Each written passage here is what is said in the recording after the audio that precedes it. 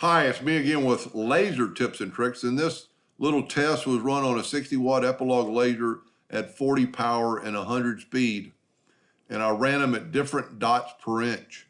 I mainly ran it so you wouldn't get any burn residue, and surprising enough, this piece of leather only had a little bit of burn residue right here at the bottom.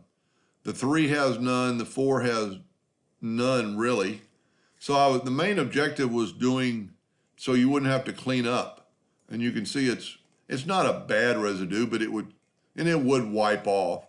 But the 3 looks equally as good as the 4 and the 6. The 6 might be a little bit darker. Actually the 4 is a little bit darker. But time-wise, the 3 dots per inch took 55 seconds. The 4 took 1 minute and 12 seconds. And the 6, which I normally run 100% of the time on wood, is almost double the length of time for dots per inch over the 600.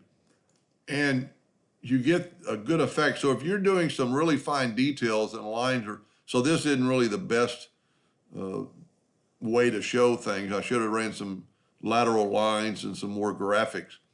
But you can save time and save cleanup. If you're running and this will clean off, maybe with a little bit of water or alcohol, but then it's going to change the leather a little bit. You'd really have to wipe the whole thing. That's been my experience. I actually suggested somebody do this, but I only had one on cork. So today I thought I'd do a leather one. This is just a raw piece of leather. And this is very acceptable.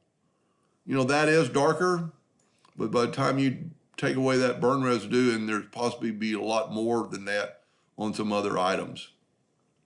Anyway, I hope that helped a little bit. Thank you for watching.